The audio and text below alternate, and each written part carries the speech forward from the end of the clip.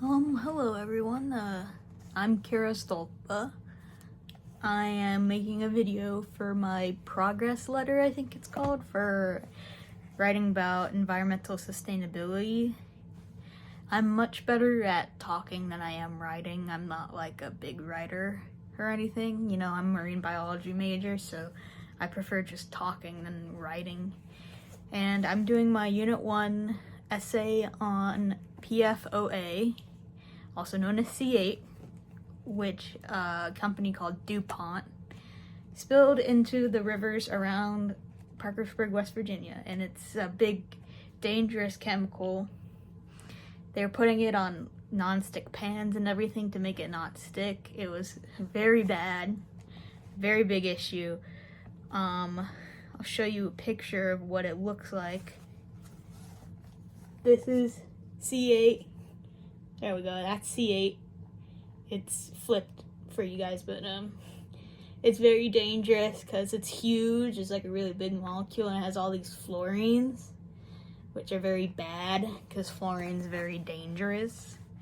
One of the symptoms that I know of is like bad teeth, and like you might know that you put fluorine on your teeth for like when there's in toothpaste stuff at the dentist. It's like a little bit of fluorine's okay, but when it's that much, it's not okay at all. It ruins your teeth, turns them black.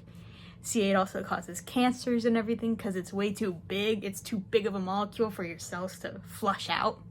So it kind of gets stuck in there. And this stuff was dumped into the rivers, so then it went into the ocean, so now it's everywhere. And it's on like anything non-stick. It was used in a lot of plastics. So I saw like a statistic that said like every living thing has C8 in its body somewhere. So everyone has C8, even you. So everyone has C8, and it's dangerous and horrible and awful. And I know a lot about it because I'm from that area. I like chemistry, I like biology, I like knowing stuff about that, yeah. So I'm not crazy about environmental stuff, but I like biology and anatomy and how things go wrong when your body's infected with a big forever chemical. So that's kind of what this is going to be about, is what my essay is about. I'm interviewing 3 people for it. One is my high school biology teacher, Mr. Weary. I imagine he might have useful insight of how to inform people because he's a teacher, and he knows a bit because it's biology. And then there's this nurse. She's an RN, certified RN, bachelor too. She's a bachelor of nursing. Her name's Lucinda, and her mom actually had cancer related to C8 poisoning. So she knows a lot about it, and also because she's a nurse, she knows a lot about actual, like, infections and stuff caused by it. And then I'm interviewing a man called Justin Radabaugh. He works at Solvay, which is another big company around my area. He works as like a lab technician, and he knows about chemicals and how they properly dispose of them. So hopefully I'll have some insight of how, like, what DuPont could have done. But like, yeah, DuPont really messed up the environment around where I live, so I wanted to do my essay about it. So this right here is the Chemours factory, right outside of Belpre, Ohio. It's along the Ohio River. And if you were going towards Belpre from Athens, you would run into it first. There's a lot of factories around Parkersburg.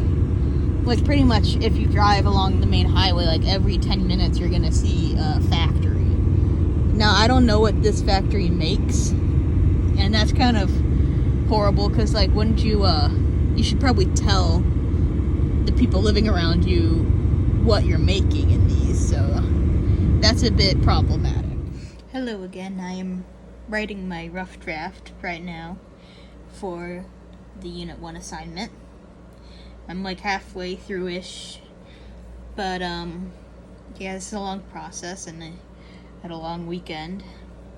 The way I kind of write essays is I kind of just dump it all on the page. I don't like organize it, or I don't have a plan of attack to make an essay. I just throw it all on here. And I like to add pictures in.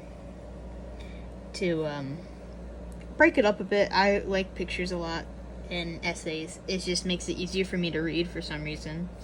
But I thought I'd show a website I use a lot. It's called Lose the Very. It like just creates words like if you don't know what to write and you say like, oh, I'm very mad, for instance. Oops. It will create like a better word for it. So I thought it's a pretty cool website. And I've been using Copilot to help me out. Like kind of finding words like reflecting and stuff. I don't write a lot, so sometimes I forget stuff. So I use them a lot. And to like find quotes and stuff, which we are allowed to do. So yeah, that's my process right now. Hopefully I can get this done. So yeah. Alright, so this is the last bit for the progress letter video thing I'm making.